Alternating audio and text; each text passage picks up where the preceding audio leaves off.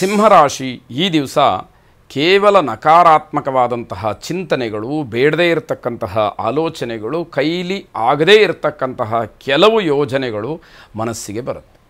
ನಮ್ಮ ಯೋಗ್ಯತೆ, ನಮ್ಮ ಸಾಮರ್ಥ್ಯವನ್ನು ತಿಳಿದು ನಾವು ಯಾವುದೇ ಯೋಚನೆಗಳನ್ನು, ಕೆಲಸಗಳನ್ನು, ನಿರ್ಧಾರಗಳನ್ನು ಮಾಡಬೇಕು. ಯೋಚನೆಗಳಿಗೆ ಅದಕ್ಕೇನು ಪರಿಮಿತಿ ಅಂತ ಹೇಳಿ ಏನಿಲ್ಲ, ಏನು ಬೇಕಾದರೂ ಆಲೋಚನೆಗಳು ಬರ್ಬೋದು. ಆದರೆ ನಾನದನ್ನು ಕಾರ್ಯರೂಪಕ್ಕೆ ತರಬೇಕಾದ್ರೆ ನನಗೆ ಆ ಯೋಗ್ಯತೆ ಇದೆಯಾ, ಅರ್ಹತೆ ಇದೆಯಾ, ಅಷ್ಟೊಂದು ನನಗೆ ಸಾಮರ್ಥ್ಯ ಇದೆಯಾ, ಶಕ್ತಿ ಇದೆಯಾ, ಹಣಕಾಸಿನ ಸಹಾಯ ಇದೆಯಾ, ಬೇರೆಯವರ ಸಹಕಾರ ಇದೆಯಾ, ಸಮಾಜದಲ್ಲಿ ನನ್ನಿಂದ ಆ ಕೆಲಸ ಆಗತ್ತಾ, ಇವೆಲ್ಲ ಪ್ರಶ್ನೆಗಳು ಮುಂದೆ ಬರಬೇಕಾದಂಥದ್ದು.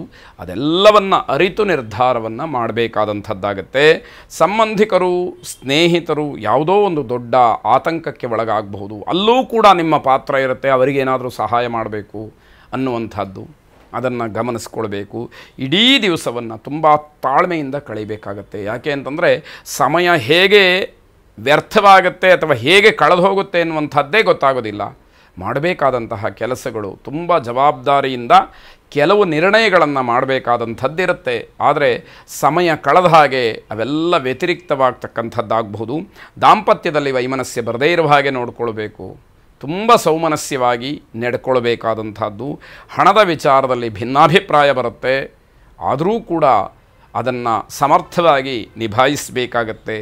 ಹಳೆಯ ಲೆಕ್ಕದಿಂದ ಬಹಳ ಬೇಸರವಾಗ್ತಕ್ಕಂಥದ್ದು, ಇನ್ನಷ್ಟು ಮತ್ತಷ್ಟು ಬರಬೇಕಾಗಿತ್ತು ಅನ್ನುವಂತಹ ವಿಚಾರ ಮುನ್ನೆಲೆಗೆ ಬರುತ್ತೆ.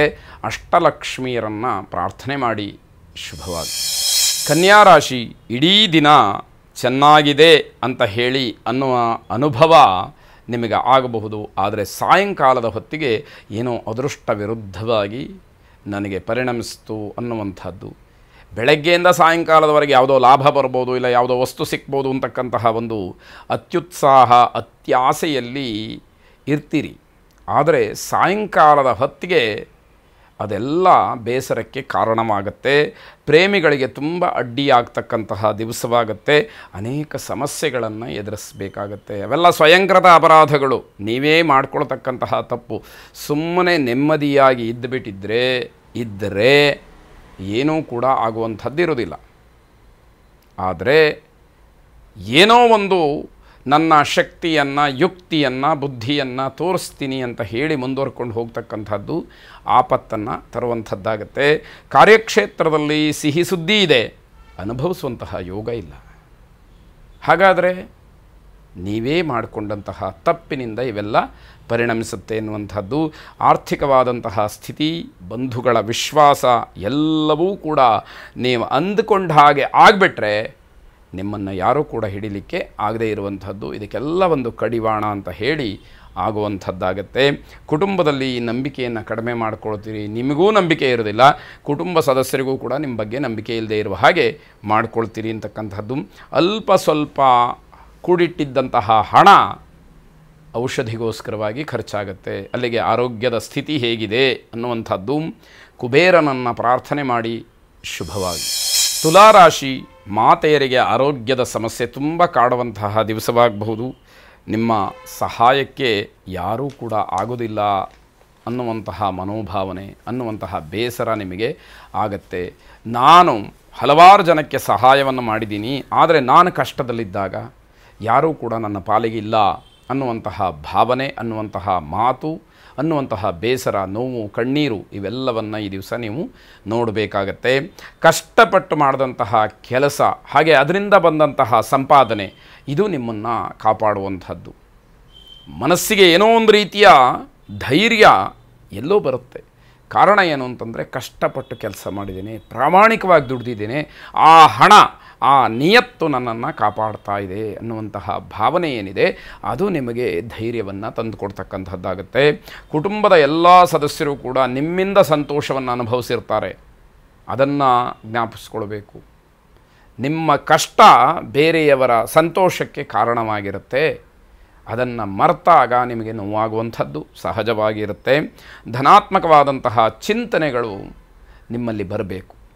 ಪ್ರತಿಯೊಂದು ಕ್ಷಣವೂ ಕೂಡ ನನಗೆಲ್ಲ ಅನ್ಯಾಯ ಮಾಡಿದರು, ತೊಂದರೆ ಮಾಡಿದರು, ಮೋಸ ಮಾಡಿದರು, ಈ ಭಾವನೆಗಳೇ ಬರ್ತಾ ಇದ್ದಾಗ ಒಳ್ಳೆಯದನ್ನು ಆಲೋಚನೆ ಮಾಡೋದಕ್ಕೆ ಎಲ್ಲಿ ಆಗತ್ತೆ ಅನ್ನುವಂಥದ್ದು, ಹಣದ ಖರ್ಚು, ಆರೋಗ್ಯದ ಬಗ್ಗೆ ಇರಬೇಕಾದಂತಹ ನಿಗಾ, ಜೊತೆಗೆ ನಿಮ್ಮ ಪರಿಸರ ಇವೆಲ್ಲವನ್ನು ಸರಿ ಮಾಡಿಕೊಳ್ಬೇಕು, ಸರಿಯಾಗಿ ನೋಡಿಕೊಳ್ಬೇಕಾದಂಥದ್ದು ಮುಖ್ಯವಾಗುತ್ತೆ. ಕುಲದೇವತಾ ಪ್ರಾರ್ಥನೆಯನ್ನು ಮಾಡಿ ಶುಭವಾಗಿ. ವೃಶ್ಚಿಕ ರಾಶಿ, ನೀವು ಅಂದುಕೊಂಡಂತಹ ಕೆಲವು ಕೆಲಸಗಳು ಪೂರ್ಣವಾಗುವಂತಹ ಸೂಚನೆ. ಇವತ್ತೇ ಎಲ್ಲ ಕೆಲಸ ಆಗಿಬಿಡ್ತು ಅಂತಕ್ಕಂತಹ ಭ್ರಮೆ ಏನು ಬೇಡ. ಆದರೆ ಆ ಕೆಲಸ ಆಗತ್ತೆ, ಕೆಲಸಕ್ಕೆ ಒಂದು ಉತ್ತಮವಾದಂತಹ ಒಂದು ಗತಿ ಸಿಕ್ತು ಅಂತ ಹೇಳಿ ಅನಿಸುವಂಥದ್ದು. ಕೆಲಸವನ್ನು ಅಲ್ಪ ಅಂತ ಹೇಳಿ ಯಾವುದನ್ನು ಕೂಡ ಭಾವಿಸಬೇಡಿ. ಇದು ಸಣ್ಣ ಕೆಲಸ, ಇದೆಲ್ಲ ಯಾವ ಮಹಾ ಅಂತಕ್ಕಂತಹ ಮಾತುಗಳು ಬೇಡ. ತುಂಬ ಶ್ರದ್ಧೆಯಿಂದ, ಪ್ರೀತಿಯಿಂದ, ಭಕ್ತಿಯಿಂದ ನಿಮ್ಮ ಕರ್ತವ್ಯವನ್ನು ಮಾಡಿ ಎನ್ನುವಂಥದ್ದು. ನಿರ್ದಿಷ್ಟವಾದಂತಹ ಗುರಿಯನ್ನು ತಲುಪಬೇಕಾದ್ರೆ ಹಲವಾರು ರೀತಿಯಲ್ಲಿ ಪ್ರಯತ್ನಗಳು ನಡೆಯುತ್ತೆ. ಆದರೆ ಅದೃಷ್ಟವಶಾತ್ ನೀವು ಅಷ್ಟೊಂದು ಕಷ್ಟಪಡಬೇಕಾದಂಥದ್ದಿಲ್ಲ. ನಿಮ್ಮಲ್ಲಿರ್ತಕ್ಕಂತಹ ಏಕಾಗ್ರತೆ, ಶ್ರದ್ಧೆ, ಸರಿಯಾಗಿ ಕೆಲಸವನ್ನು ಮಾಡಬೇಕಾಗತ್ತೆ ಅಷ್ಟೆ. ಅದನ್ನು ಗಮನಿಸ್ಕೊಳ್ಳಿ. ಹೊಸ ಹೊಸ ಕೆಲಸವನ್ನು ಆರಂಭ ಮಾಡೋದಕ್ಕೆ ಬಹಳ ಅದ್ಭುತವಾದಂತಹ ಸಮಯ ಇದು. ಆಲೋಚನೆಯನ್ನು ಮಾಡಿ, ನಿರ್ಧಾರವನ್ನು ಮಾಡಿ. ಪ್ರತಿಯೊಂದು ಶುಭವಾದಂತಹ ಸಮಯವೂ ಕೂಡ ಮತ್ತೆ ಮತ್ತೆ ನಾವು ಕೇಳಿದಂತಹ ಸಮಯದಲ್ಲಿ ಬರುವುದಿಲ್ಲ, ಸಿಕ್ಕೋದಿಲ್ಲ. ದಿನ ಚೆನ್ನಾಗಿದೆ, ಸಮಯ ಚೆನ್ನಾಗಿದೆ ಅಂತ ಆದಾಗ ಒಳ್ಳೆಯ ಕೆಲಸಗಳನ್ನು ಮಾಡ್ತಕ್ಕಂಥದ್ದನ್ನು, ಒಳ್ಳೆಯ ಸಂಕಲ್ಪಗಳನ್ನು ಮಾಡುವಂತಹ ಕೆಲಸಗಳು ಆಗಬೇಕಾಗತ್ತೆ. ಮುರಿದು ಬಿದ್ದಂತಹ ಸಂಬಂಧಗಳನ್ನು ಸರಿಪಡಿಸೋದಕ್ಕೆ ನಿಮ್ಮಿಂದ ಇವತ್ತು ಸಾಧ್ಯ ಆಗತ್ತೆ. ಅಂತಹ ಸಂದರ್ಭಗಳಿದ್ದರೆ ಅದನ್ನು ಸರಿಯಾಗಿ ವಿನಿಯೋಗವನ್ನು ಮಾಡಿಕೊಳ್ಳಿ ಅಂತಕ್ಕಂಥದ್ದು. ಕೆಲಸದ ನಿಮಿತ್ತವಾಗಿ ಹೆಚ್ಚಿನ ವಿದ್ಯಾಭ್ಯಾಸದ ದೃಷ್ಟಿಯಿಂದ ಬೇರೆ ಬೇರೆ ಸ್ಥಳಗಳಿಗೆ ಹೋಗಬೇಕು ಅಂತಕ್ಕಂತಹ ಅಪೇಕ್ಷೆ ಇರುವಂಥವರು, ತುಡಿತ ಇರತಕ್ಕಂಥವ್ರು, ಆತುರತೆ ಇರತಕ್ಕಂಥವ್ರು ಪ್ರಯತ್ನವನ್ನು ಮಾಡಿ. ಇಂದಿನ ಪ್ರಯತ್ನ ನಿಮಗೆ ಸಫಲತೆಯನ್ನು ಮುಂದಿನ ದಿನಮಾನದಲ್ಲಿ ಕೊಡುವಂಥದ್ದಾಗತ್ತೆ. ವಿಶೇಷವಾಗಿ ಪಾರ್ವತಿ ಪರಮೇಶ್ವರರನ್ನು ಪ್ರಾರ್ಥನೆ ಮಾಡಿ. ಇಡೀ ಜಗತ್ತಿಗೆ ತಂದೆ ತಾಯಿಯ ಸ್ಥಾನದಲ್ಲಿರ್ತಕ್ಕಂತಹ ಪಾರ್ವತಿ ಪರಮೇಶ್ವರರು ನಿಮಗೆ ಅನುಗ್ರಹವನ್ನು ಮಾಡಲಿ, ನಿಮಗೆ ರಕ್ಷಣೆಯನ್ನು ಕೊಡಲಿ. ಶುಭವಾಗಿ.